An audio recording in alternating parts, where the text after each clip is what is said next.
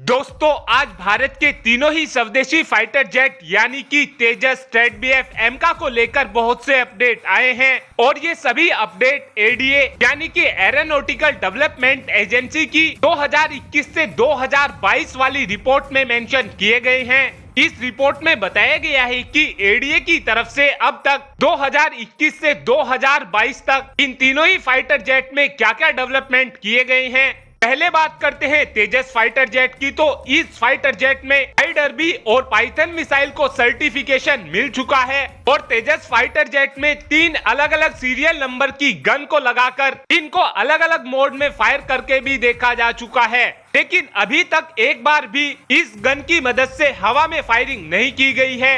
और जो हमारा तेजस फाइटर जेट होने वाला है इसमेम अब देश में बनी रेडार भी लगाई जाएगी, जिसको हम उत्तम रेडार के नाम से जानते हैं। इस रेडार की अब सभी एयर टू एयर और एयर टू ग्राउंड लेवल पर टेस्टिंग की जा चुकी है और नेक्स्ट जनरेशन के डिजिटल वार्निंग रिसीवर को भी टेस्ट कर लिया गया है। और जो हमारा तेजस मार्क 2 होगा उसके लिए कैबिनेट कमेटी ऑन सिक्योरिटी को एक नोटिस भेजा गया था अप्रूवल के लिए, जिसके अप्रूवल का वेट किया जा रहा था और कैबिनेट कमेटी ऑन सिक्योरिटी की तरफ से ये अप्रूवल सितंबर 2022 में दे दिया गया था। इस फाइटर जेट का क्रिटिकल डिजाइन रिव्यू पूरा कर लिया गया है और जो हमारे तेजस मार्क 2 का पहला प्रोटोटाइप होने वाला है उसके अंदर जितने भी कंपोनेंट लगाए जाएंगे उन सभी की फैब्रिकेशन प्रोसेस भी शुरू कर दी गई है।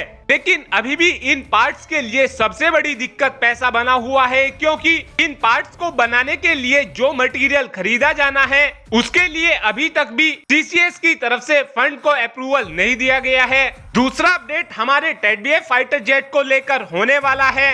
हालांकि इस फाइटर जेट को लेकर ज्यादा डिटेल तो नहीं दी गई है, बस केवल इतना बताया गया है कि इस फाइटर जेट के कई डिजाइन पर स्टडी की गई है, जिसमें से डेल्टा विंग डिजाइन को फाइनलाइज कर दिया गया है। और तीसरा अपडेट हमारे एमका फाइटर जेट को लेकर होने वाला है और इस रिपोर्ट में बताया गया है कि एमका प्रोग्राम को जुलाई 2019 में अप्रूवल दिया गया था।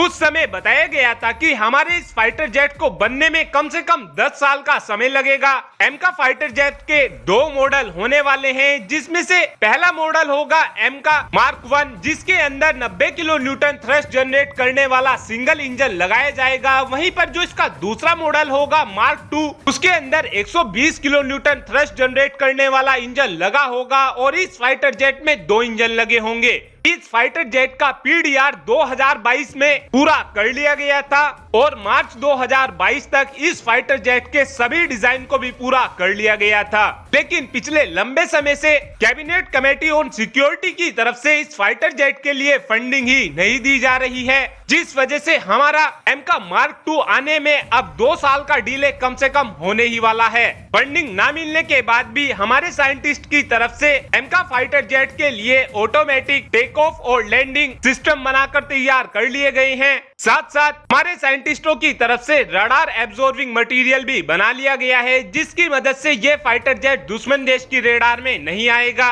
इनका फाइटर जेट को बनने में किसी चीज का इंतजार हो रहा है तो वो केवल फंडिंग का हो रहा है। और अब आप ही कमेंट कर बताइए कि हमारे फाइटर जेट के लिए सीसीएस को तुरंत फंडिंग को अप्रूवल देना चाहिए या फिर नहीं। इस बात का आंसर आप कमेंट बॉक्स में दे सकते हैं। Thanks for watching this video. Have a good day.